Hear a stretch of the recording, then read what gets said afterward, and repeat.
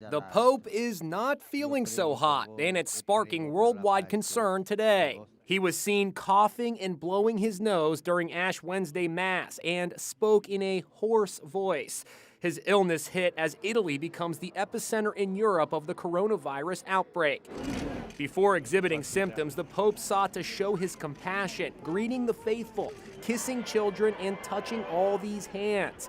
Today, the Vatican said the Pope is resting and suffering only a slight indisposition. Coronavirus panic continues to grip the globe. Japan said it will close all of its schools for a month. U.S. airlines are now suspending flights and offering travel waivers for flights to Italy and South Korea. Stock markets are in free fall. The Dow Jones Industrial Average over the past 6 days could be on pace for its worst week since the great financial crisis back in 2008. We spoke to Fox Business anchor Jackie DeAngelis. The best thing to do in times like these when there's a crisis or pending crisis is not to look at your 401k, to just wait it out and see what happens, because those funds tend to recover when the market bounces back. The crisis is sparking political bickering, with President Trump under fire for downplaying the threat. The risk to the American people remains very low.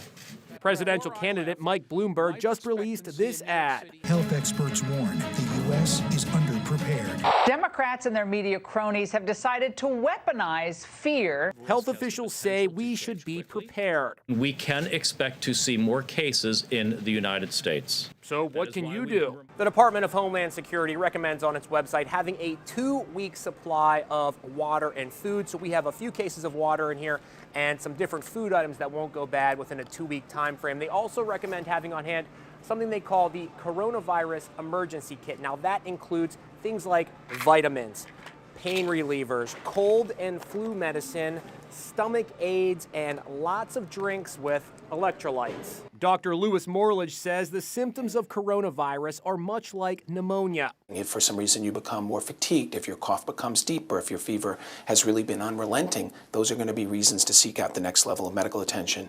The outbreak is disrupting trade between the U.S. and China. One unexpected consequence, a shortage of wedding and prom dresses. 80% of all bridal gowns come from China. Reed Kimmel owns RK Bridal in New York. Coronavirus has just brought on a 2-week delay at this point. Ordering your gown as soon as you can will definitely give you a little bit more confidence that your gown's going to be in time for your wedding. The coronavirus is having a big impact on travel worldwide. It's estimated airlines could lose as much as $29 billion in revenue. Jim Murray is standing by with more on all the jitters over the coronavirus. Jim? Diane, across the nation, steps are being taken to deal with the threat of the coronavirus. Here at LAX, the airport is being disinfected every hour. This after a flight attendant who flew international routes from LA to Asia and back again was diagnosed with the coronavirus. And this is the handshake in the age of the coronavirus. We caught up with Dr. Oz in LA. If you want a little elbow bump, that's okay. This is a little bit more obvious. But this still has a risk, doesn't it? It has a risk, but the fingers that touch your face, which is really how this gets communicated, isn't at risk if you fist bump. But I think the old-fashioned handshake, that may be a thing of the past. It's probably a good idea anyway.